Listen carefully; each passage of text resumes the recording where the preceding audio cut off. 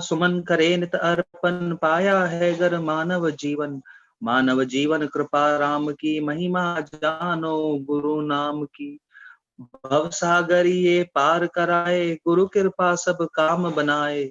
अपनी सारी नेक कमाई, जन जन पर है सदा लुटाई। अपना तप पर ताप बांटते, विधि का लिखा रोज डालते। भाग्य पलट संतान दिलाते, रुके हुए सब काम बनाते। परम सिद्ध जो भी फरमाते, वो सब अटल सत्य हो जाते। जो सतगुरु की शरण में आया, जिसने सतगुरु नाम कमाया, उस पर कभी कष्ट नहीं आया। जो मांगा सो उसने पाया। सिद्ध करो यह वाणी गुरुवर, तुम्हारी कृपा रहे जन जन पर। दास तुम्हारा सदा कहेगा, गुरु चालीसा अमर रहेगा। जो नित पाठ करेगा भाई, ता पर कृपा करे गुरु माई।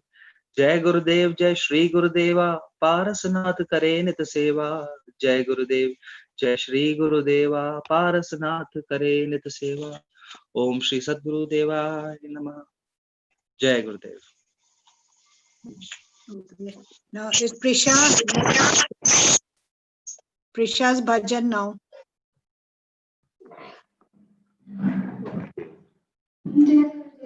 Jai Gurudev.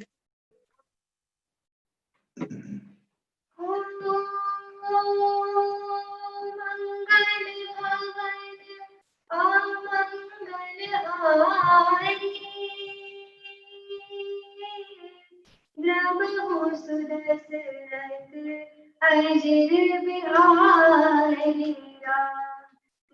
राम सिया राम जय जय राम। राम सिया राम जय जय राम।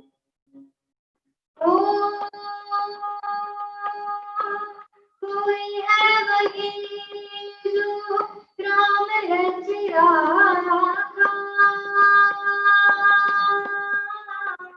वो कर तरफ बढ़ाए सिया राम जय जय राम। राम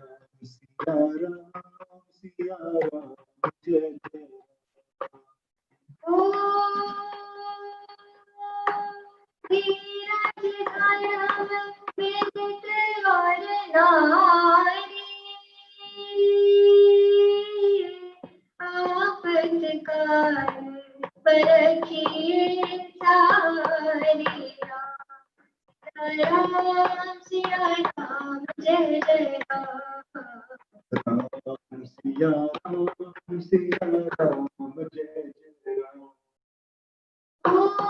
राम जय जय राम।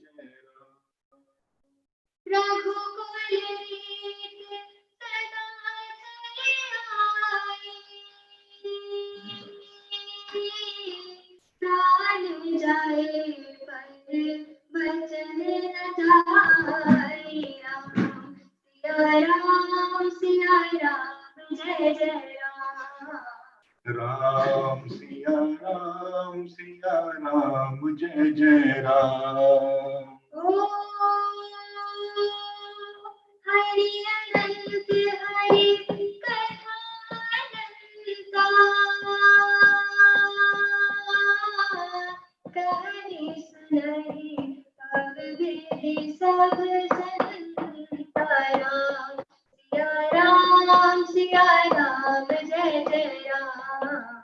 राम सिया राम जय जय राम।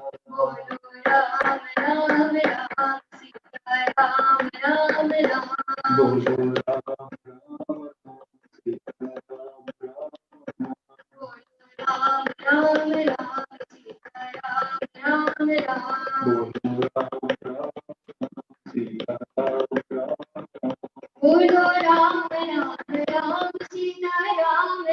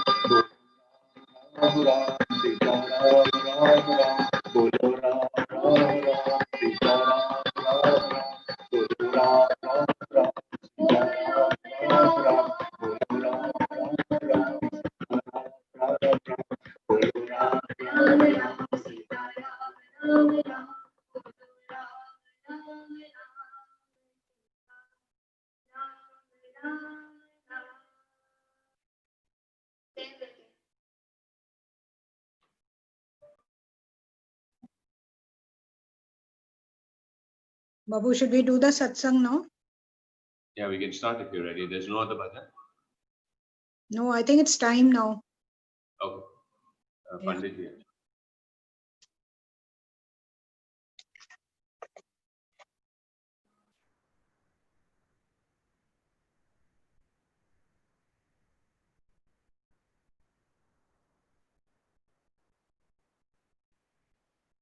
जय श्रीमन्नारायण। ओम श्रीमन्महागणाधिपते नमः। ओम लक्ष्मीनारायणाभ्यां नमः। ओम उमामेशाभ्यां नमः। ओम वाणी हिरण्यगर्भां नमः। ओम श्रीपुण्डाभ्यां नमः। ओम मातपितृ चरणकमलेभ्यो नमः। ओम इष्ट देवताभ्यो नमः।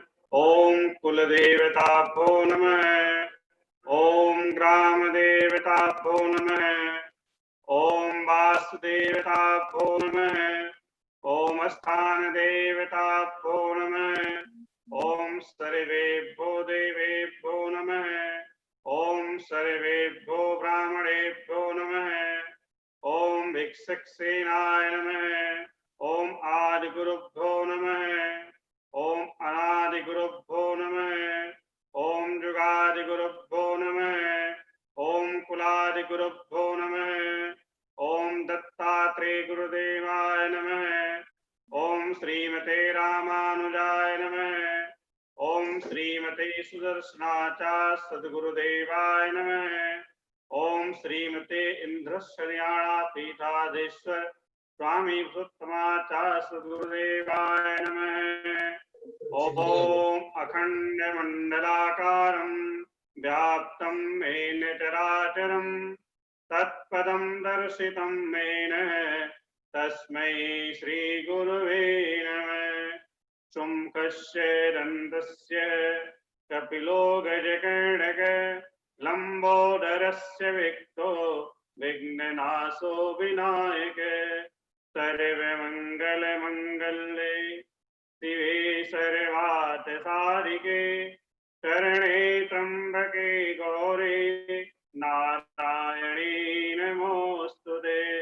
मंगलम भगवान विष्णु मंगलम गरुड़ध्वज मंगलम पुंडरीकाक्ष मंगलाय तनोहरे। शरणागत दीनानां परित्राणाय परायणे शरणस्यात् हरिरेवि नारायणी नमोस्तुते। लक्ष्मीनाथ समारंभा नाथयामुनिमध्यमाम् अस्मदाचार्यपर्यन्तां वन्दे गुरुपरम्परा। ॐ मूकं करोति वाचालं पङ्गुलङ्घयते गिरिं यत्किमहं तमहं वन्दे परमानन्दं माधवम्। पापोऽहं पापकर्माहं पापयात्मा पापसम्भव त्राहि मां पुण्डरीकाक्ष सर्वपापहरो भव। वक्रतुण्ड महाकाय सूर्यकोटिसमप्रभ निर्विघ्नं कुरु मे देव सर्वकार्येषु सर्वदा सर्वकार्येषु सर्वदा।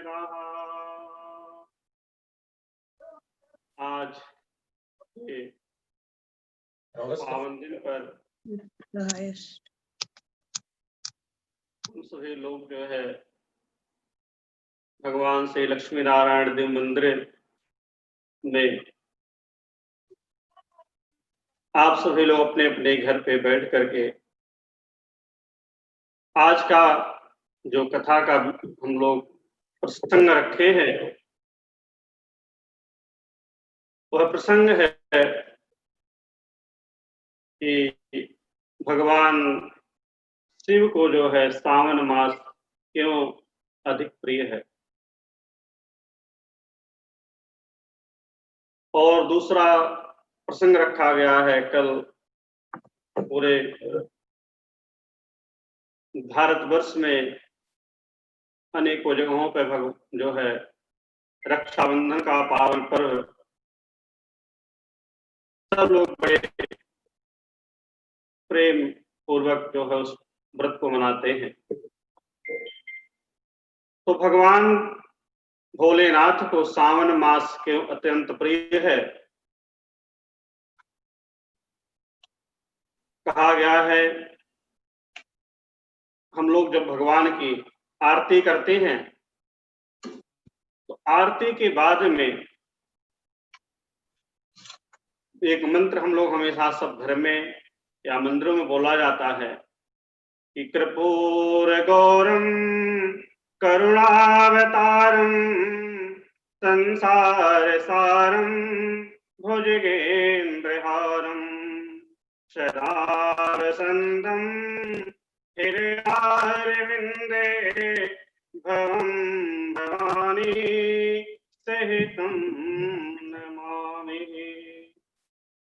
यह मंत्र जो है भगवान स्वयं विष्णु भगवान जो है इस मंत्र को जब भगवान शिव पार्वती का विवाह हो रहा था उस समय यह मंत्र जो भगवान विष्णु ने अपने मुखारविंद से इस श्लोक को गाया था।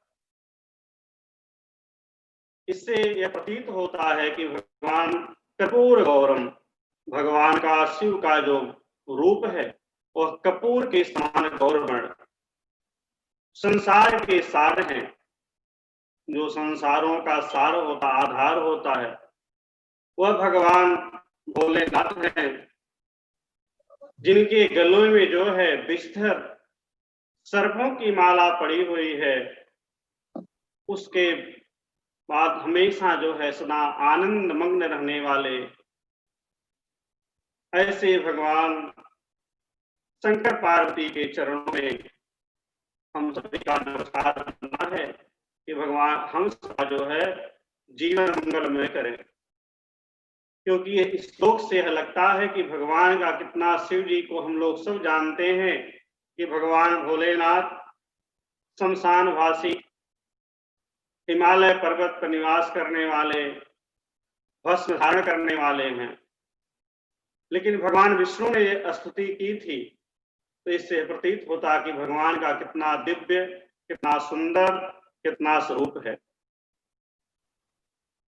इस बात को हम लोगों को समझना है कि कभी सबके मन में हम लोगों के मन में हमेशा एक बात आती है कि भगवान जो है कौन बड़े हैं कौन छोटे हैं। तो शिव पुराण में कथा आती है कि भगवान शिव जो है कोई अन्य देवता नहीं है। भगवान श्री नारायण हरि के ही तीन रूप हैं। एक रजोगुण है एक तमोगुण है एक सतोगुण है। इन तीनों गुणों से ही परमात्मा परब्रह्म नारायण ने सृष्टि की जो है रचना की थी और इन्हीं तीनों रूपों से बनाए हुए जो सतोगुण से संपन्न है वो भगवान विष्णु हैं। जो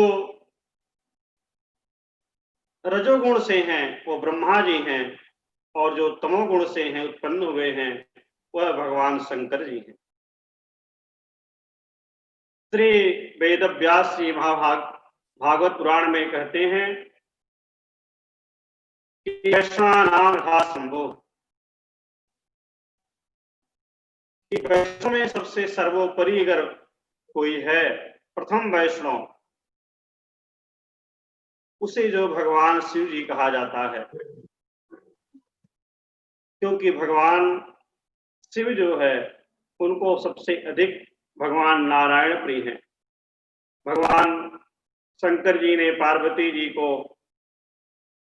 कहा कि मुझे नारायण शब्द के अलावा कोई शब्द मुझे प्रिय नहीं है, नारायणो प्रिय।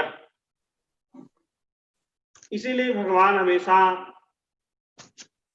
जब भी शंकर भगवान जो वरदान भगवान से मांगते हैं कि बार बार मांगो हर्ष देव श्री रंग पद सरोज अनपायनी भगत सदा सत्संग।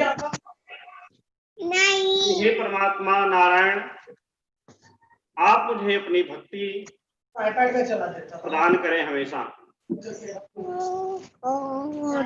भगवान नारायण के ही जो है, भगवान ने नारायण के 3 रूप ब्रह्मा विष्णु और शिव, भगवान ने जो अपने विभागों का बंटवारा किया तो ब्रह्मा जी को भगवान नारायण ने सृष्टि का जो है वो निर्माण करने के लिए, प्रादुर्भाव करने के लिए दिया। भगवान विष्णु को ब्रह्मा जी ने जो है पालन करने का विभाग दिया और नारायण भगवान ने भगवान शिव को जो है एक नहीं, भगवान ने उनको 3 विभाग दिए थे। भक्तों के पापों का संहार करना वो शिव का विभाग था, और दूसरा भक्तों की जितनी अभिलाषाएं हैं उसे पूर्ण करना, और तीसरा जो भगवान ने विभाग शिव जी को दिया था कि बिना सोचे समझे अपने भक्त को जो है वरदान देना। इसलिए भगवान शिव जी के पास 3 विभाग थे, संहार करने का, अभिलाषा पूर्ण करने का, और बिना सोचे विचारे भक्त के ऊपर अपनी जो है वर देने का था। तीनों विभागों की भगवान शिव जी को जो है जरूरत पड़ती थी, क्योंकि पाप का संहार करना होता है तो भगवान को, शिव जी को 3 विभागों को जो है वो देखना पड़ता है। कि अधर्मी जो होते हैं भगवान शिव जी को प्रसन्न करके वर तो प्राप्त कर लेते हैं, लेकिन उस वर जो है आशीर्वाद का जो है वो लोग जो है वो गलत उपयोग करते हैं। इसलिए भगवान शिव को जो है वो 3 विभाग, वरदान देने का, संहार करने का, और बिना सोचे समझे भगवान अपने भक्त को जो है वर देते हैं। भगवान शिव जो है वह कल्याणकारी देवता हैं। कल्याणम करोति सह शंकरः। शिव पुराण में कहा गया है कि जो हमेशा कल्याण में लगे रहते हैं। देखिए भगवान शिव जो हमारे पापों का संहार करते हैं तो हमारे जन जन्मांतरों के कल्याण करते हैं। इसीलिए कल्याण करोति सह शंकरः, जिनका काम ही संसार का कल्याण करने के लिए हुआ है। ऐसे ही भगवान श्री रुद्र, भगवान ब्रह्मा विष्णु और शिव तीनों ही जो है यह भगवान नारायण के ही रूप हैं। इसमें कोई अंतर नहीं है। भगवान नारायण ने ही रजोगुण, तमोगुण और सतोगुण से इन 3 देवताओं की जो है वह रचना की थी। आज के इस पावन दिन पर हम लोग कि भगवान शिव जी को क्यों यह सावन मास सबसे ज्यादा अधिक प्रिय है, तो श्रावण मास जो है का मतलब होता है, श्रावण का मतलब होता है श्रवण करना। श्रवण मानने मतलब होता है कि सुनने, और हमारे भारतवर्ष में जो है श्रावण मास में सबसे ज्यादा, इस सावन के महीने में जो है इस पृथ्वी पर सबसे ज्यादा वर्षा होती है। और भगवान शंकर के जटाओं में ही गंगा जी विराजमान रहती हैं। तो भगवान जो है वर्षा को देख करके सावन के माह में भगवान की कृपा से इतनी अधिक वर्षा होती है कि जिससे भगवान भोले शंभु को जो है वह मन में बड़ी शांति प्राप्त होती है। और श्रावण मास जो है ये महीना जो होता है इस चारों तरफ जो है जल जल और हरा भरा दिखाई देता है, क्योंकि इस समय प्रकृति जो है बड़ी हरी भरी हो जाती है कि हर जगह जल से जो है प्रकृति के अंदर एक सुंदरता दिखाई देती है। तो भगवान शिव हमेशा हिमालय पर्वतवासी हैं, तो भगवान शिव को जो है इस पृथ्वी पे जल और हरा भरा प्रकृति को देख करके बड़ा आनंद मिलता है। इसलिए भगवान शंकर को यह श्रावण का माह जो है बहुत प्रिय है। और इस महीने में शास्त्र शिव पुराण में कहा जाता है कि भगवान शंकर जो है भगवान शिव जी जो है वह इस पृथ्वी लोक पर आते हैं सावन के माह में। देखिए हम लोग जब हमारी सनातन धर्म जो है कभी हम जो है भगवान शिव की पूजा करते हैं। अब इसके बाद गणेश चौथ की हम लोग पूजा करेंगे, उसके बाद पितृ देवताओं की पूजा होती है, फिर माँ भगवती का पूजा होगा, फिर उसके बाद माँ लक्ष्मी की पूजा होती है। जब किसी देवता की विशेष हर जगह ज्यादा पूजाएं होती हैं जिस माह में वह उस जगह पे भगवान उस समय जो है अधिक विद्यमान होते हैं। आप नवरात्रों में माँ भगवती के जब रूप को देखते हैं तो अन्य दिनों की अपेक्षा वह रूप आपको बड़ा अलग दिखाई देता है, क्योंकि उस समय माँ भगवती उस मूर्ति में अपने गण के साथ वहां निवास करती हैं और अपने भक्तों को वरदान देती हैं। उसी प्रकार भगवान शंकर जो है सावन मास में इस पृथ्वी धरातल पे आते हैं और परमात्मा आकर के भगवान शंकर जो है सावन मास में भक्तों की जितनी अभिलाषाएं होती हैं वह सारी पूर्ण करते हैं। क्योंकि भगवान शंकर माता सती ने यह वर लिया प्रण किया था कि हम हर जन्म में भगवान शिव जी को जो अपने पति के रूप में धारण करूं। आप लोगों ने सती का कथा सुना होगा। जब सती भस्म हो गई थी अपने पिता के घर में कि भगवान के मना करने के बाद जो है दक्ष के अपने पिता के यज्ञ के घर गई थी, उनके यज्ञ में उस समय वह भस्म हो गई थी। जब अपने पति का अपमान सुन करके तो उन्होंने अपने शरीर का त्याग किया। उसके बाद जो है वह पार्वती के रूप में हिमालय के घर भगवान माँ पार्वती का जन्म होता है। और माँ पार्वती जो है बिना अन्न जल ग्रहण किए हुए जो है यह सावन का मास था, उसी माह में भगवान शिव को जो है पति के रूप में प्राप्त करने के लिए माँ पार्वती ने तपस्या किया था। और उनकी तपस्या से प्रसन्न होकर के भगवान भोलेनाथ जो है इसी सावन के महीने में माँ पार्वती को जो है अपना दर्शन दिए थे और विवाह करने के लिए जो है वह तैयार हो गए थे। क्योंकि भगवान अभी गुरु पूर्णिमा से पहले जो एकादशी पड़ती है उस एकादशी का नाम देवशयनी एकादशी होता है। भगवान विष्णु जब उस समय देवशयनी एकादशी के दिन के बाद से शयन करने के लिए 4 महीने के लिए चले जाते हैं, तो इस पृथ्वी लोक का जितना भी कार्यभार होता है वह भगवान शिव को ही सौंप के जाते हैं, क्योंकि उसके बाद सावन का महीना चालू हो जाता है। तो इस कारण से भी जो है भगवान शिव जो है उनको इस पृथ्वी लोक का जो है संहार करना तो भगवान शिव का काम था, लेकिन उस समय पालन का भी भगवान शिव को अधिकार हो जाता है। इस कारण से भी जो है श्रावण मास में भगवान शिव जी की सबसे ज्यादा पूजा होती है।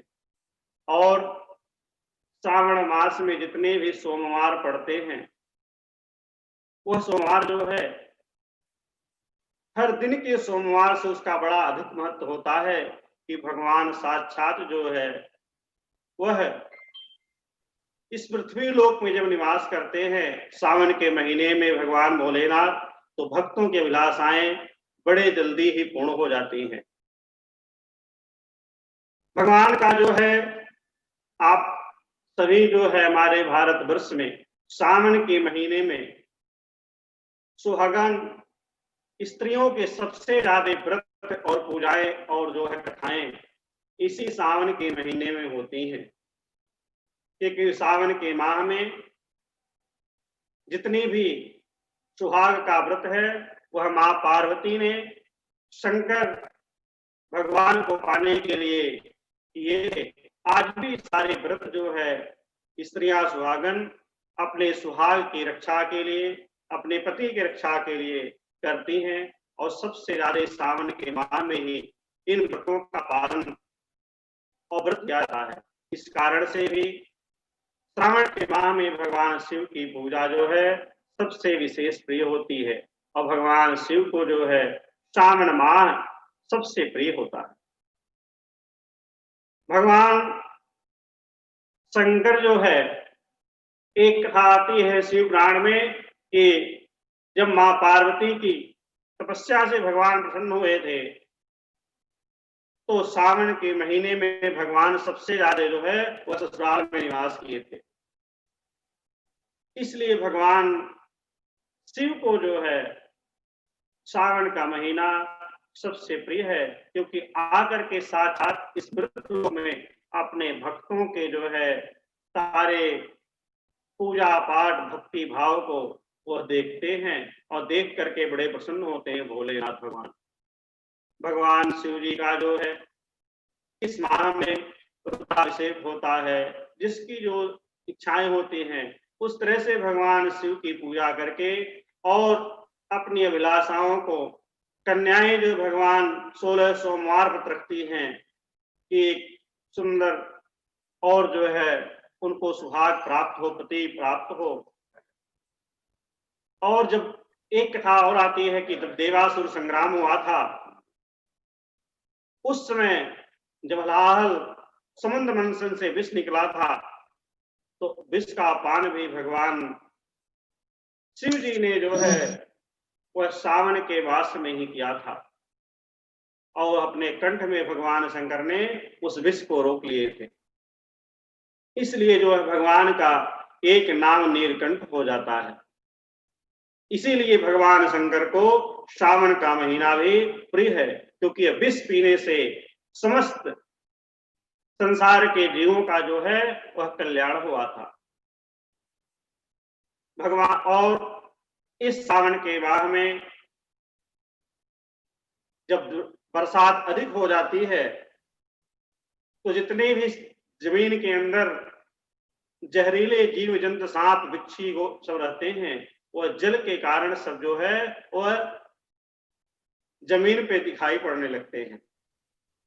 इसलिए भगवान शंकर अपने भक्तों की रक्षा करने के लिए जो है सावन के महीने में की जो है उन विषैले जीवों से रक्षा हो, इसलिए भगवान शंकर इस सावन के माह में इस धरातल पर भगवान निवास करते हैं 1 महीने तक।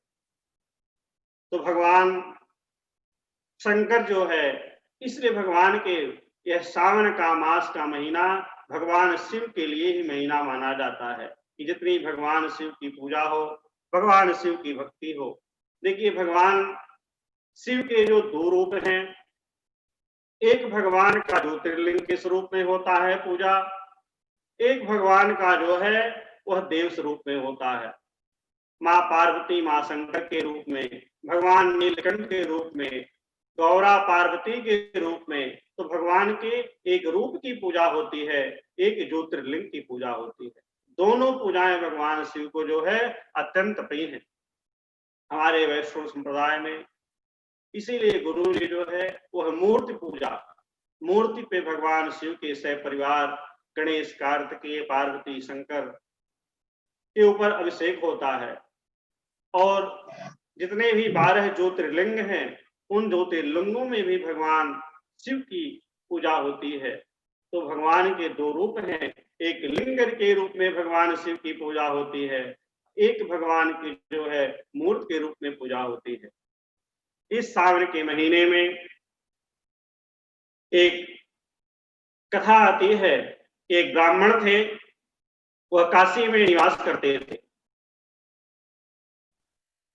और उन ब्राह्मण के कोई पुत्र संतान नहीं थी। ब्राह्मण और उनकी पत्नी दोनों लोग बड़ी तपस्या, क्योंकि भगवान शिव, काशी जो है वह भगवान शिव की नगरी है और उस काशी की एक विशेषता है कि वह काशी जो है इस संसार में जब भी प्रलय होता है ब्रह्मांड का, पूरे धरातल का, तो काशी नगरी जो है हमेशा हमेशा के लिए उसी प्रकार से रहेगी। भगवान ने, शिव जी ने वरदान दिया है कि जब भी ब्रह्मांड का प्रलय होगा तो उस काशी को भगवान जो अपने त्रिशूल पे उठा लेंगे और प्रलय के बाद ज्यों की त्यों काशी की नगरी वैसे फिर से उसी तरह से दिखाई देने लगेगी। तो उस काशी की नगरी में भगवान विश्वनाथ जी का जो है ज्योतिर्लिंग है, वहां पे ब्राह्मण और ब्राह्मणी दोनों रहते थे, उनके कोई संतान नहीं थे। भगवान की बड़ी पूजा अर्चना करते थे। तो भगवान ने उनके ऊपर जब प्रसन्न हुए तो भगवान जो है दर्शन दिए। भोलेनाथ बोले तुम्हें क्या चाहिए? भगवान भोलेनाथ ने कहा कि मुझे जो है, ब्राह्मण ने कहा मुझे संतान चाहिए। भगवान ने कहा 2 प्रकार की संतान होती हैं, एक संतान जो होती है कुपात्र, एक संतान होती है सुपात्र। कुपात्र संतान जो है अपने कुल का नाश कर देती है और सुपात्र संतान जो है वो अपने कुल का उद्धार कर देती है। तो तुम्हें किस प्रकार की संतान चाहिए? ब्राह्मण ने कहा कि मुझे जो है सुपात्र की संतान दीजिए। भगवान ने कहा जरूर, सुपात्र संतान आपको देंगे, लेकिन उसकी आयु मात्र जो है केवल 5 वर्ष होगी और कुपात्र संतान की आयु जो है बहुत अधिक वर्षों तक रहेगी। ब्राह्मण सोच में पड़ जाता, उसने कहा कि आप मुझे जो भले ही सुपात्र ही संतान दे दिए, भले ही 5 वर्ष का ही हो। अब भगवान की, भोलेनाथ की कृपा से वह सुपात्र संतान उनको उनके घर में जन्म हुआ। जन्म तो हुआ, बड़ा खुशी हुई ब्राह्मण, लेकिन बड़ा दुख ही था क्योंकि 5 वर्ष में संतान जो है वह फिर से मृत्यु को प्राप्त हो जाता। ब्राह्मण बड़ा सोच विचार करने लगा। फिर किसी काशीपुर नगरी में बड़े बड़े विद्वान लोग रहते थे, किसी विद्वान के पास वो गए, बोले महाराज कि भगवान भोलेनाथ की कृपा से मुझे संतान तो प्राप्त हुआ है, लेकिन मात्र उसके आयु 5 वर्ष ही है। आप इसके कोई उपाय हैं कि जिसके करने से कुछ हो सकता है? तो ब्राह्मण विद्वान जो थे उन्होंने कहा एक काम करें, आप इस काशीपुर नगरी में गंगा के तट पे जाकर के अपनी कुटी बना करके और अपने पुत्र के साथ वहां पे रहें। आते जाते जो भी हो सबके जो है अपने पुत्र को जो बोलिए कि सबको हाथ जोड़ करके सबको नमस्कार करे, उससे जो है इसकी आय बढ़ सकती है। ब्राह्मण ने कहा जरूर हम करेंगे। तो ब्राह्मण अपने पुत्र के साथ गया और जा करके वहां पे जो है काशी के घाट में बैठ गया। जो भी उस रास्ते स्नान करने जाता था उन सबको जो है नमस्कार करते थे, सब उसको आशीर्वाद देते थे, क्योंकि वह काशीपुर नगरी देवनगरी भगवान शिव की नगरी थी। एक दिन ऐसे ही था कि जब मात्र उसकी आयु जो है बच्चे की 3 दिन रह गई, एक दिन जो है सप्त ऋषि जो देवता लोग हैं, 7 ऋषि हैं, वह आए थे और गंगा स्नान करने के लिए। ब्राह्मण के बच्चे ने, ब्राह्मण ने उनको नमस्कार किया। सप्तऋषियों ने आशीर्वाद दिया कि चिरंजीवी भव। जब उन्होंने आशीर्वाद दिया तो ब्राह्मण ने कहा कि आप आशीर्वाद तो चिरंजीवी भव का दे रहे हैं, लेकिन मेरे इस पुत्र की आयु मात्र 3 दिन ही बची है और चिरंजीवी का होता है कि कभी उसकी मृत्यु न हो। अब सारे ऋषि बड़े असमंजस में पड़ गए कि हमने आशीर्वाद दिया है चिरंजीवी होने का और इसकी आयु मात्र 3 दिन है। ऋषियों ने कहा उस ब्राह्मण से कि एक काम करो, तुम अपने पुत्र को आज ही मुझे दे दो। ब्राह्मण ने कहा जरूर, जब 3 दिन इसकी आयु ही शेष है आप ले जाइए। ब्राह्मण ने उनको जो है सप्तऋषियों को दिया और सप्तऋषि उस बालक को लेकर के सीधे ब्रह्मा जी के पास आते हैं। सप्तऋषि ब्राह्मण बालक जो है उनके साथ जाकर के ब्रह्मा जी को उन्होंने नमस्कार किया। ब्रह्मा जी तो सारे सप्तऋषि जो थे चिरंजीवी तो हैं ही। ब्रह्मा जी ने कहा आप सदा चिरंजीवी हो। जैसे ब्रह्मा जी ने यह कहा तो ऋषियों ने कहा कि महाराज आपने चिरंजीवी का आशीर्वाद दिया है, लेकिन इस बालक की आयु मात्र 2 दिन और बची हुई है, क्योंकि एक जो है भगवान शिव ने उसके केवल 5 वर्ष तक की आयु दिए हैं। अब आपने चिरंजीवी का आशीर्वाद दिया तो आप ही जानो, क्योंकि मुझे हम लोगों को कुछ पता नहीं है। ब्रह्मा जी बड़े असमंजस में पड़ गए कि जो है मैंने कह दिया चिरंजीवी भव, अब इसका क्या उपाय हो सकता है। तो ब्रह्मा जी और सारे सप्तऋषि और वह बालक सबको लेकर के ब्रह्मा जी भगवान शिव के पास पहुंचते हैं, हिमालय पर जहां भगवान शिव तपस्या में लीन थे। वहां पे जाकर ब्रह्मा जी सप्तऋषियों उस बालक को देख करके भगवान शिव को जो है प्रणाम करते हैं और भगवान शंकर जब प्रणाम स्वीकार करते हैं, उन्होंने जब नेत्र खोला तो बोला आप सदा चिरंजीवी हो। जब शिव जी ने बोल दिया तो ब्रह्मा जी ने कहा महाराज इस बालक की आयु जो है 1 दिन बची है, आपने इसको भी चिरंजीवी होने का आशीर्वाद दिया है। भगवान ने जब देखा उस बालक को, भगवान ने कहा तुम मेरे की कृपा से उस काशीपुर नगरी में उस ब्राह्मण के घर यह बालक जो है मेरे आशीर्वाद से हुआ है, मैंने ही इसको 5 साल की आयु दी है। भगवान ब्रह्मा जी सप्तऋषि ने कहा प्रभु आप संहारकारी देवता हैं, आपने ही इसकी 5 साल आयु निर्धारित करी है, आपने इसको आशीर्वाद भी दिया चिरंजीवी होने का। अब आप जो चाहे सो करें, क्योंकि आपके ही अधीन सब कुछ है, आपका ही डिपार्टमेंट है। यह कह करके भगवान ने कहा एक काम करो, इस बालक को मेरे पास ही छोड़ दो और तुम लोग अपने अपने धाम को जाओ। बालक वहां पे बैठ गया। भगवान ने कहा इस शिवलिंग पे ऊपर बैठ करके तुम यहाँ पे ओम नमः शिवाय का जप करो। वह बालक ओम नमः शिवाय का वह जप करने लगता है। उसमें हर देवताओं का अपना कार्य था। जब उसकी 5 वर्ष की आयु पूर्ण हो जाती है तो उसके बाद जो है यमराज जी आते हैं उस बालक को लेने के लिए।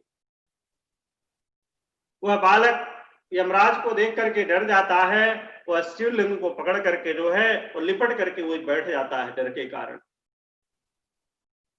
जब यमराज पहुंचा लेने के लिए भगवान शिव ने वो देखा, जब ले जाने लगा तो भगवान ने कहा रुको, इस बालक को तुम नहीं ले जा सकते हो। यमराज ने कहा महाराज इसकी आयु पूर्ण हो चुकी है, अब यह जो है मृत्यु को प्राप्त होगा तो मेरे लोक को जाएगा। भगवान की बात को सुनकर यमराज ने कहा महाराज आप ही संहारकारी देवता हैं, यदि आप ही इस प्रकार के नियम को आप तोड़ेंगे तो संसार में कोई भी इस नियम को तोड़ सकता है। हे भगवान इसकी आयु पूरी हो गई है, अब आप बताओ क्या करना है, मैं इसको ले जाऊंगा। भगवान ने कहा सुनो, मैंने इसकी आयु जो है 5 वर्ष दी है, मेरे हिसाब से इसके 5 वर्ष की आयु है, अब तुम गणना करो कि मेरा, जब मैंने उसको वरदान 5 वर्ष का दिया है तो मेरा एक दिन जो है 10 ब्रह्मा सृष्टि में जब तक बदलते हैं तब तक मेरा एक दिन होता है। उस प्रकार से तुम गणना कर लो और उसके बाद जोड़ो कि इस बालक की कितनी आयु है, फिर इसको तुम ले आ सकते हो। तो भगवान शिव का एक दिन और सृष्टि के 10 ब्रह्मा जी बदलते के दिनों की गणना करने के बाद कहा, महाराज यह बालक तो हमेशा चिरंजीवी हो गया। वह बालक कोई साधारण बालक नहीं था, वह जो है उस बालक का नाम मार्कंडेय ऋषि पड़ा कि जो मात्र 5 साल की आयु उसको प्राप्त थी और भगवान शिव के इसी सावन मास में पूजा करने से उसकी जो है मार्कंडेय की आयु प्राप्त हो गई। आज भी हम लोग जब किसी का जन्मदिन होता है, किसी का कोई पूजा होती है जन्मदिन की या किसी का, तो उसको हम लोग यही आशीर्वाद ऋषि ब्राह्मण सब देते हैं कि मार्कंडेय की आयु प्राप्त हो, कि उसकी अमर हो गया मार्कंडेय, उसकी मृत्यु ही नहीं हुई। तो भगवान शिव की माया है कि भगवान शिव जो है अपने भक्तों के कल्याण के लिए इस सावन मास में इस पृथ्वी लोक में आते हैं, अपने भक्तों का कल्याण करते हैं। जिसे भगवान के आप सब लोगों ने सुना है कि भगवान शिव के 12 ज्योतिर्लिंग हैं। पहला ज्योतिर्लिंग जो है वह सोमनाथ जो है वह गुजरात में है। मल्लिकार्जुन जो है दूसरा जो है भगवान का ज्योतिर्लिंग, यहाँ पे भगवान स्वयं जो है वो ज्योति रूप में भगवान जो है वह माँ पार्वती शंकर से परिवार के साथ उस लिंग में भगवान जो है हमेशा विद्यमान रहते हैं। इस मल्लिकार्जुन आंध्र प्रदेश में कृष्णा नदी पर है। महाकालेश्वर मध्य प्रदेश उज्जैन नगरी में ये एक ही जो भगवान शिव जी का जो है मूर्ति है जो दक्षिणामुखी मूर्ति है। ओंकारेश्वर जो है वो भी मध्य प्रदेश में इंदौर में नर्मदा नदी पर स्थित है। और केदारनाथ जो ज्योतिर्लिंग, जब चारों धाम की उत्तराखंड की यात्रा होती है तो बद्रीनाथ धाम जब आदमी जाता है तो केदारनाथ धाम भी उत्तराखंड में भगवान का एक ज्योतिर्लिंग है। 5वां जो भगवान का 6ठा ज्योतिर्लिंग है वो भीमशंकर महाराष्ट्र में सहाद्र नामक पर्वत पर स्थित है। और काशी विश्वनाथ जो भगवान शिव की नगरी है, जो मोक्ष की नगरी है, वह उत्तर प्रदेश काशी में विराजमान है। 8वां ज्योतिर्लिंग जो त्र्यंबकेश्वर वो महाराष्ट्र में नासिक में जो है गोदावरी नदी पर भगवान का ज्योतिर्लिंग है। और बैद्यनाथ धाम जो है वो झारखंड बिहार में जो है भगवान का बैद्यनाथ धाम ज्योतिर्लिंग जो 9वां है वहां पे है। भगवान का 10वां जो ज्योतिर्लिंग है वो नागेश्वर गुजरात में द्वारिका नगरी में, जहां भगवान कृष्ण की द्वारिका नगरी है वहां पे नागेश्वर नाम का शिवलिंग जो है ज्योतिर्लिंग है। भगवान का 11वां ज्योतिर्लिंग जो है वो रामेश्वर तमिलनाडु में, जब भगवान रामचंद्र जी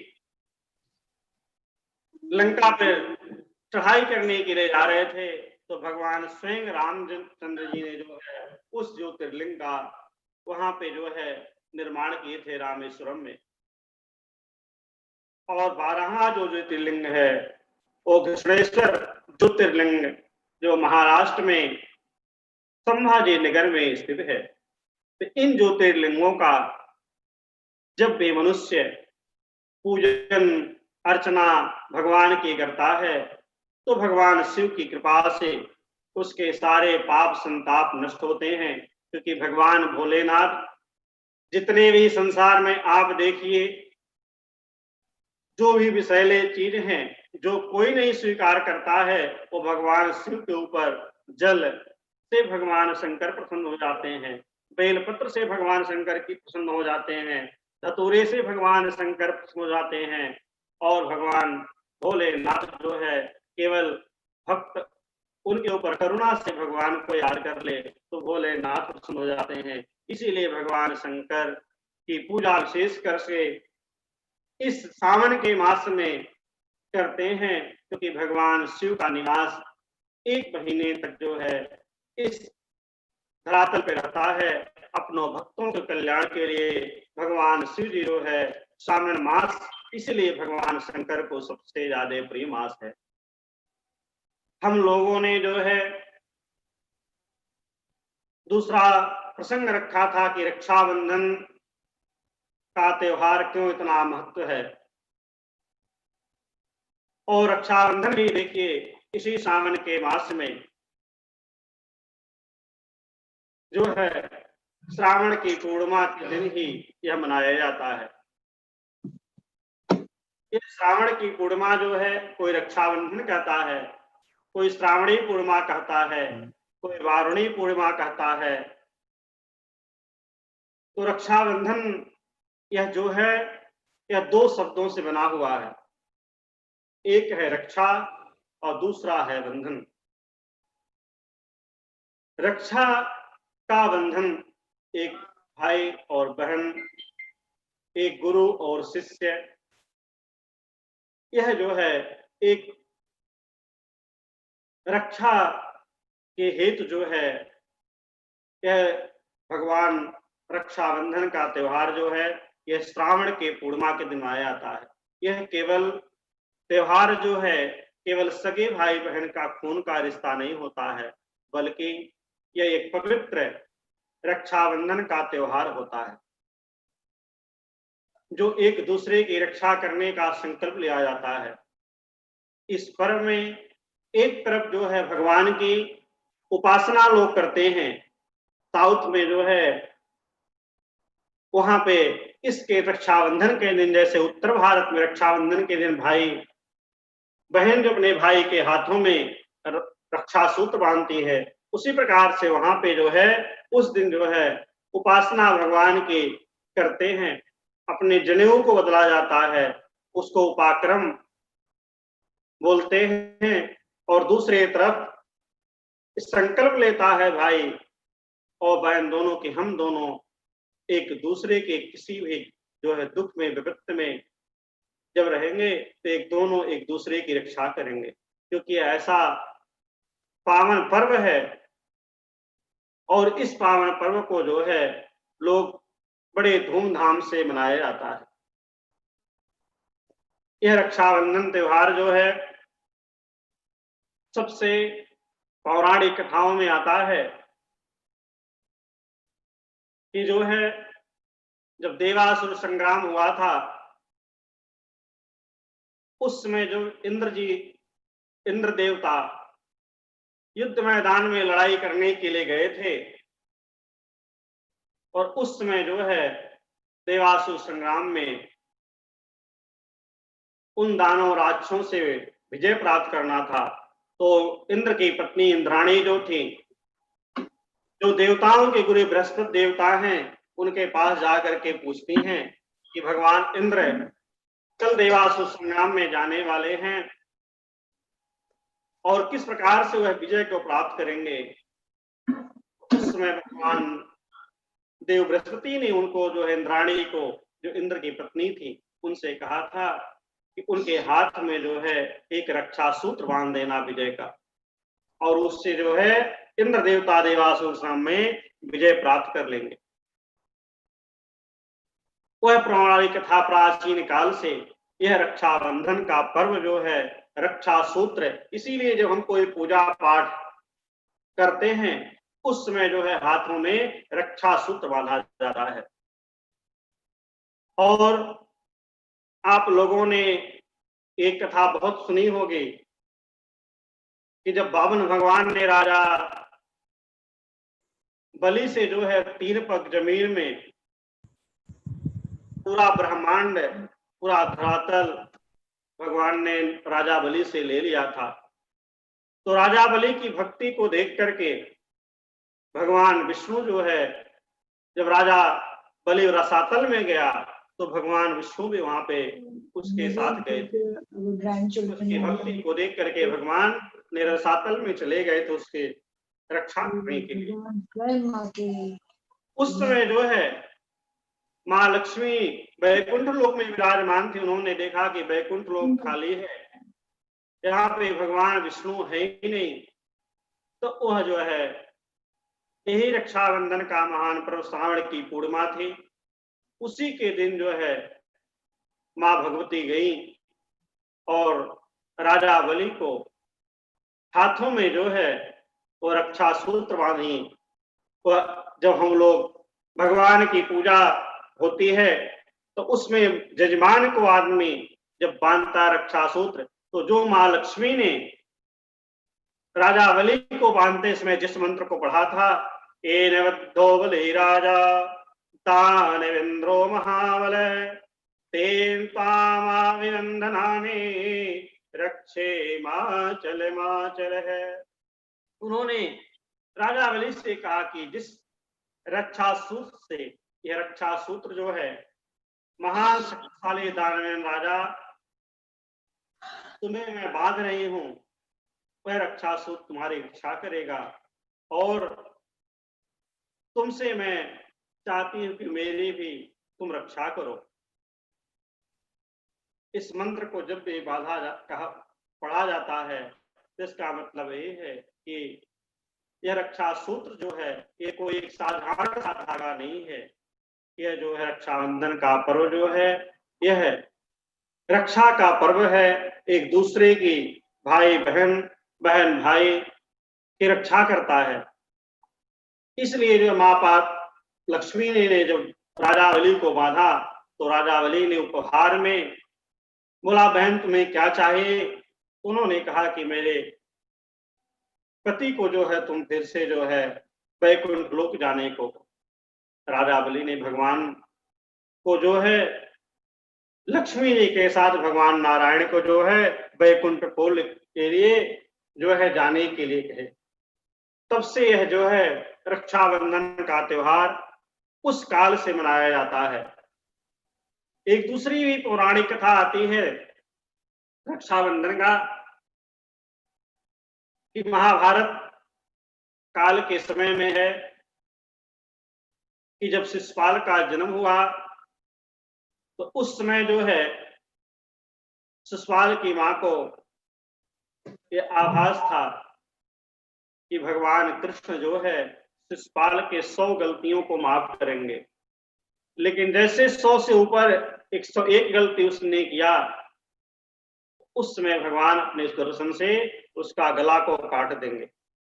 यह शिशुपाल की मां को पता था। जब शिशुपाल जैसे जैसे बड़ा हुआ तो भगवान सबसे कृष्ण का सबसे बड़ा विरोधी बना और वह जब उसकी जब 100 गलतियां कर चुका था, उसके बाद उसने जब गलती किया तो तुरंत उस समय भगवान अपने कृष्ण भगवान जो है अपने सुदर्शन से जब उसका गला चक्र से काटे, उस समय जब चक्र अंगुली से निकला तो भगवान की उंगली जो है वो चक्र के निकलने से जो कट गई थी। उस समय द्रौपदी वहां पे थी भगवान के साथ और द्रौपदी ने अपने साड़ी को फाड़ करके उसी समय भगवान की उंगली में जो है वह साड़ी बांध देती है। एक प्रमाण शास्त्र में मिलता है कि तब से यह रक्षाबंधन का त्योहार जो है वह जो है तब से मनाया जाता है। महाभारत काल के समय से भी जो है उस समय भगवान ने द्रौपदी को दिया था वचन कि तुम्हारी रक्षा में हर समय जब भी तुम विपत्ति में रहोगे तो तुम्हारी हम रक्षा करेंगे। और महाभारत में आप लोगों ने जरूर देखा था कि जब दुशासन ने द्रौपदी का चीरहरण किया था तो भगवान ने उसकी जो है लज्जा करी थी, लज्जा की राश रखी थी और इतनी साड़ी बढ़ती गई कि दुशासन पूरा समाज थक गया लेकिन साड़ी नहीं कम हुई। तो तब से जो है यह रक्षाबंधन का त्योहार एक पौराणिक कथा आती है, उस समय भी जो है उस समय से रक्षाबंधन का त्योहार जो है मनाया जाता है। और इसी दिन जो है भगवान कि अमरनाथ की यात्रा जो है गुरु पूर्णिमा से चालू होती है और इस श्रावण के पूर्णिमा के दिन ही जो जाकर के पूर्ण होती है। इस कारण से जो भी है इस दिन जो है भगवान जो है यह रक्षाबंधन का त्योहार विशेष करके जो है ये उत्तर भारत में मनाया जाता है। भगवान जो इस प्रकार से इस तरह से एक और ऐतिहासिक कथाएं भी आती हैं कि जरूरी नहीं है कि सगे भाई बहन का ही त्योहार होता है।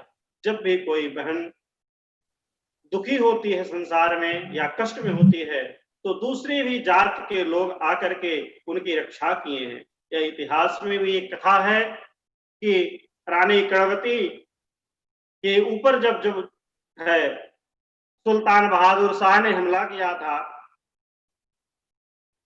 उसमें उसकी सेना को देख करके कर्णवती रानी जो डर गई थी, तो उन्होंने जो है उस समय सम्राट हुमायूं थे राजा, उनके पास राखी भिजवाई थी इसी श्रावण की पूर्णिमा के दिन,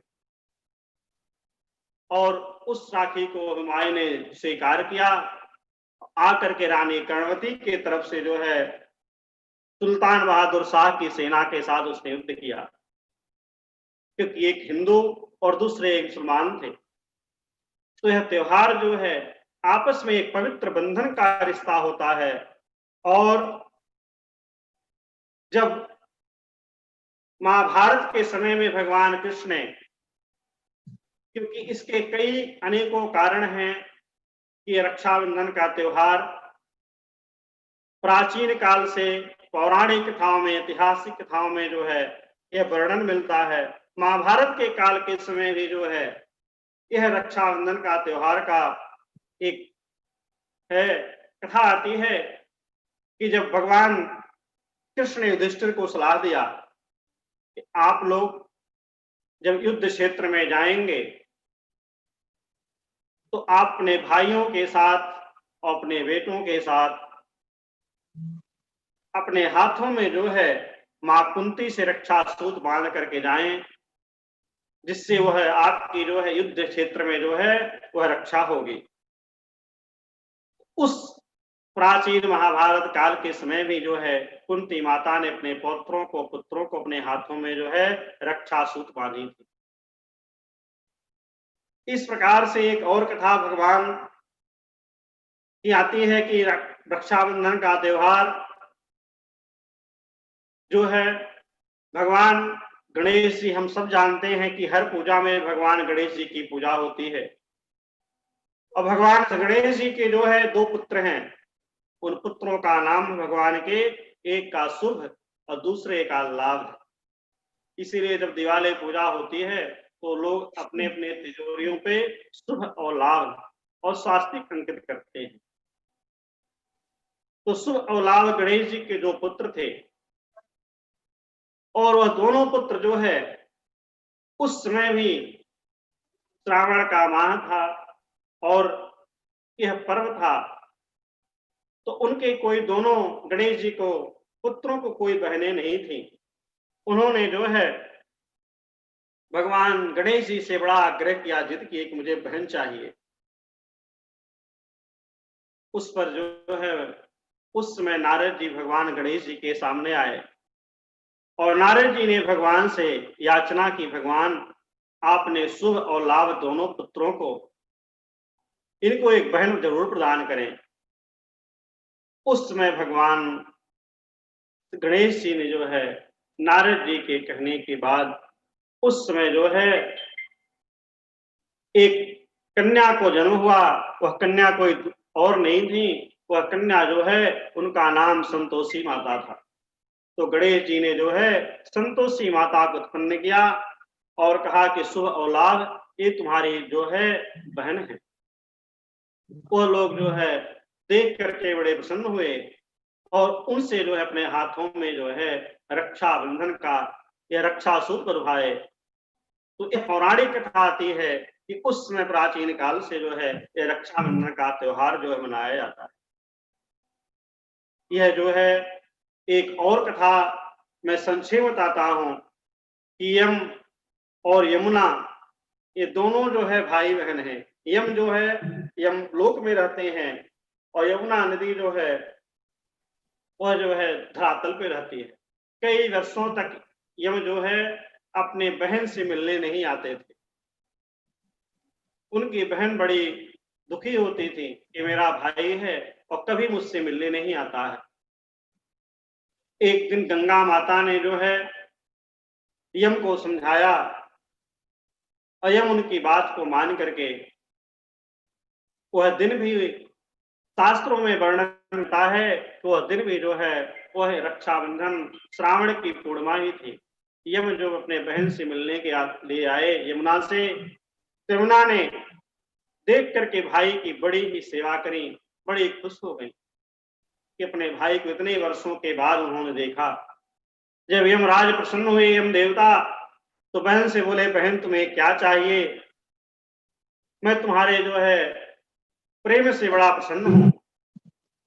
उन्होंने यमुना जी ने कहा कि आपसे मुझे एक ही चाहिए कि मैं आपका जो है बार बार मिलना आपसे मेरा हमेशा होता रहे, मेरी यही मन में एक इच्छा है।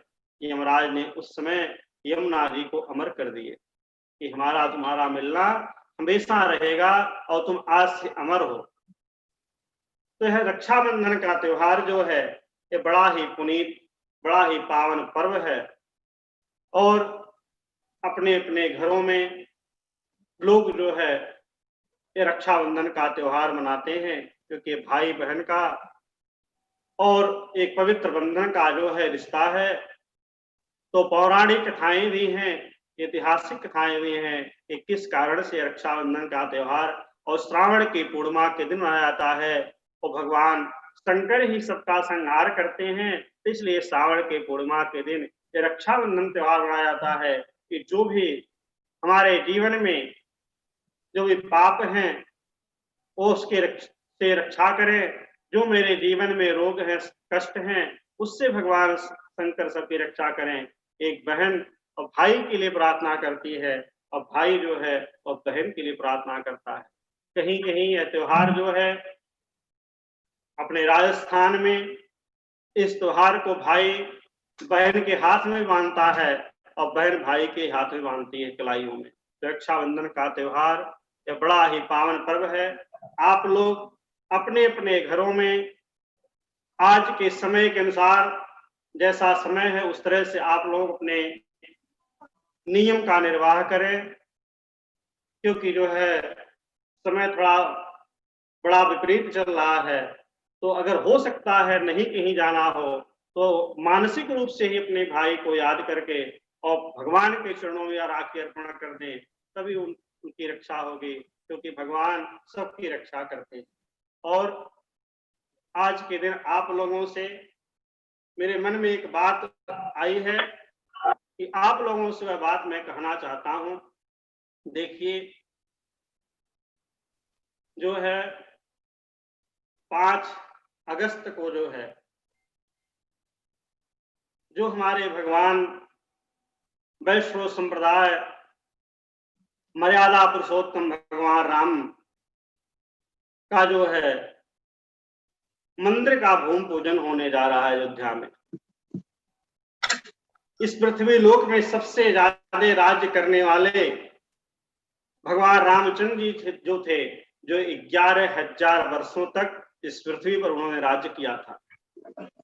यह मर्यादा का ही उदाहरण था कि इतने छोटे छोटे मंदिर सब बन जाते थे, लेकिन एक भगवान जिन्होंने पूरी दुनिया, हम तो हिंदू वर्ग तो है ही, कि जो भगवान राम को ये मर्यादा के रूप में मानते, जो भगवान ने मर्यादा को स्थापित किया है वह मर्यादा और कोई भी नहीं स्थापित किया है। उस मर्यादा के कारण देखिए 500 साल हो गए एक भगवान का मंदिर नहीं बन पाया था और भगवान एक तंबू के नीचे ही उनकी पूजा अर्चना होती थी। तो हम लोगों को जो हमारे वैष्णव संप्रदाय के भगवान राम है, जिसको हम भगवान वैष्णव संप्रदाय मानते हैं, रामानुजा संप्रदाय मानते हैं, 5 अगस्त को भगवान का वहां पे शिलान्यास होगा, फिर से एक मर्यादा स्थापित होगी। तो आप लोग अपने अपने घर में जरूर जो है उस दिन, क्योंकि हमारे सनातन धर्म की एक नींव पड़ने जा रही है कि जो थोड़ी विलुप्त हो गई थी। तो आप अपने अपने घरों में उस दिन एक दीपक जरूर जो भगवान राम की याद में जरूर जलाएं, और जो हो सकता है 5 अगस्त को जो है 1 बार, 2 बार, 5 बार, 7 बार, जितना भी हो सके हनुमान चालीसा का पाठ करें। अगर कोई सुंदरकांड का पाठ करना चाहता है तो सुंदरकांड का पाठ कर ले। कोई रामायण की चौपाई 2-4 पढ़नी चाहता है वह पढ़ सकता है, क्योंकि यह हम लोगों के जीवन में बड़ा ही विशेष दिन है। एक दिवाली से बढ़ करके भी दिवाली है, जो दिवाली हम लोग मनाते हैं उस दिवाली से बढ़ करके भी है कि उस दिन जो है इतने सालों की हमारे ऋषियों मुनियों की तपस्या जो थी, What's happening on the संतों की 5th? तपस्या थी, सबका एक ही था, सबका मंदिर है। एक भगवान राम का आज तक मंदिर नहीं है। तो 5 अगस्त के दिन पावन There's no Ram पूर्ण दिन Mandir. आ रहा है। आप लोग जरूर अपने घर में जरूर पूजा करें और एक दीपक जलाएं और हनुमान चालीसा, सुंदरकांड या रामायण की चौपाई का पाठ करें। भगवान राम सबके घर में जो है सबकी रक्षा करें और सबको जो उन्होंने मर्यादा स्थापित की है वही मर्यादा आज हम लोगों की सनातन धर्म है, सनातन संस्कृति है जो जीवित है। इसीलिए हम लोग आज हर जगह पूज्यमान हैं। तो आप लोग जरूर यह कार्य करेंगे अपने अपने घर में, उससे आप लोगों को बड़ा ही सुख मिलेगा। आज का इसी शब्दों के साथ मैं विराम करता हूं। फिर अगले रविवार को आप लोगों से फिर मिलते हैं। अब इसके बाद भगवान गुरु महाराज की आरती होगी, आप लोग आरती का दर्शन करेंगे। जय श्रीमान Narayan. Jai Shriman Narayan. We are grateful to respected Pandit Ji for enlightening us every Sunday with such wonderful satsangs. It's really a blessing of our beloved Guruji that in the comforts of our homes, we are able to enjoy the feeling of being in a mandir and getting to learn so much. Today we learned how much Lord Shiva loves the month of Shravan. In this month, Lord Shiva comes down to earth himself to do good for all his devotees. Raksha Bandhan also falls in the month of Shravan, and it is not only a bond between a brother and sister, it is a bond between a guru and his devotee also. So thank you, Pandit Ji. We have indeed learned a lot today. And we all promise that on the 5th of August, we will all light a diya in our mandir in the name of Lord Ram. बहुत बहुत धन्यवाद। जय श्री नारायण। जय श्री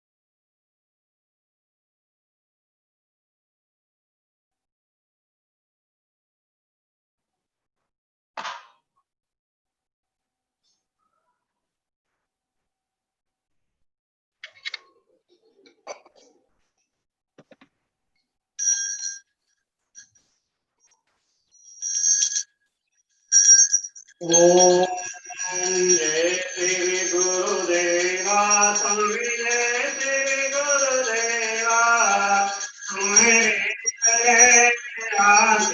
गुरु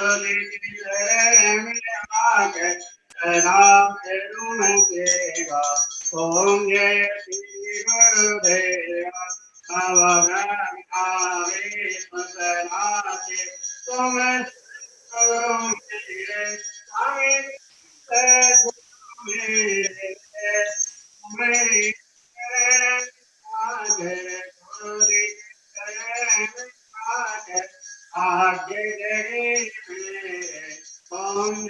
श्री गुरुदेवा तुम जिनके संग तुम सबके दाता, हमें तुम सबके दाता, तुम्हारी दया हमें गुरु की दया में पार नहीं पाता। ओम जय श्री गुरुदेवा, बाबा तुम राजन के दात, तुम रथ के दाता, स्वामी तुम रथ के दाता, तुम्हारे रूप अनेको, गुरु जी के रूप अनेको, नहीं आता।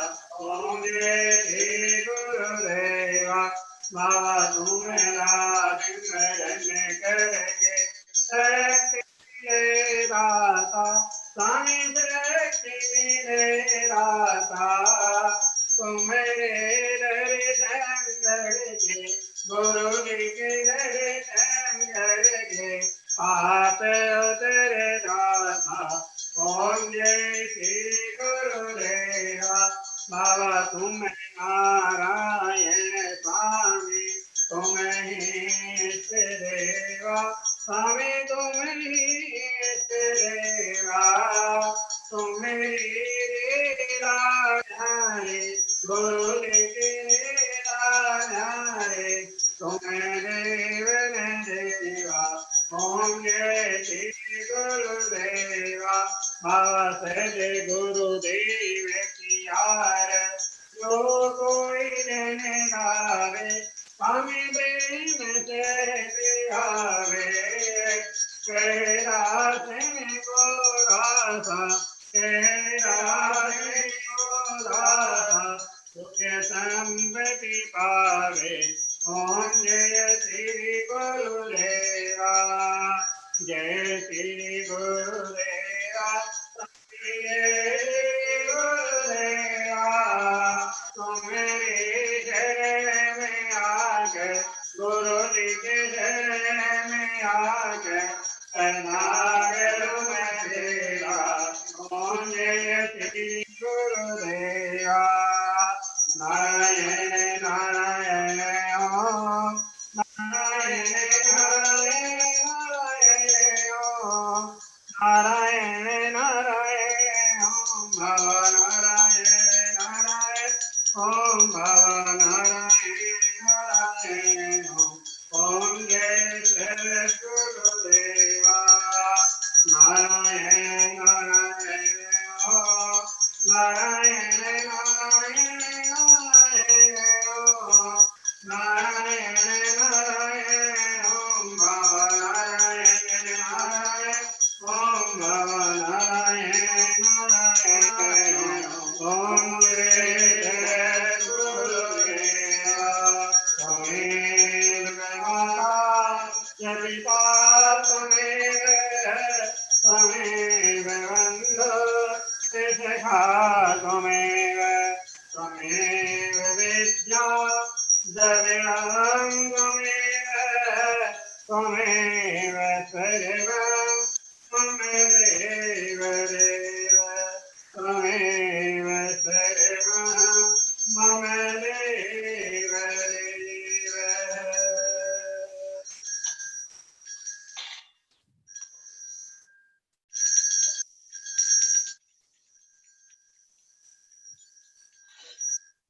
ओम देवनाथ गुरु स्वामी, नंद के सौभाग्य त्राहि त्राहि कृपा सिंधु, पूजा पूर्णंतरं कुरु, कायेन वाचा मनसेन्द्रियेण बुद्धिर्यात्मनः करोमि यद्य सकलं परस्मै नारायणे समर्पयामि, नारायणे समर्पयामि।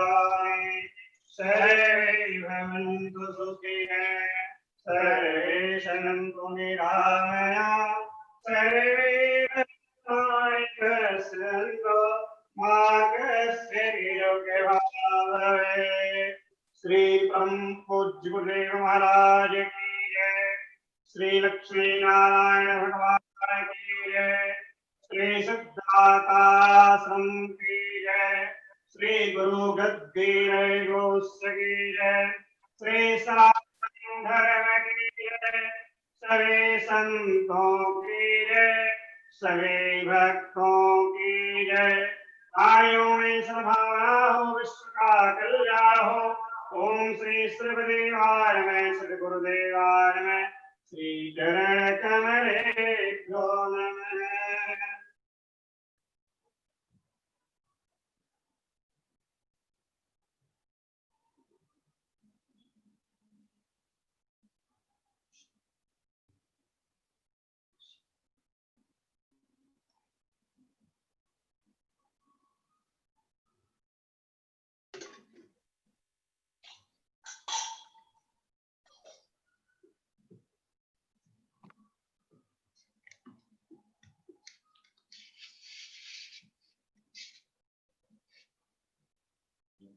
Jai Gurudev.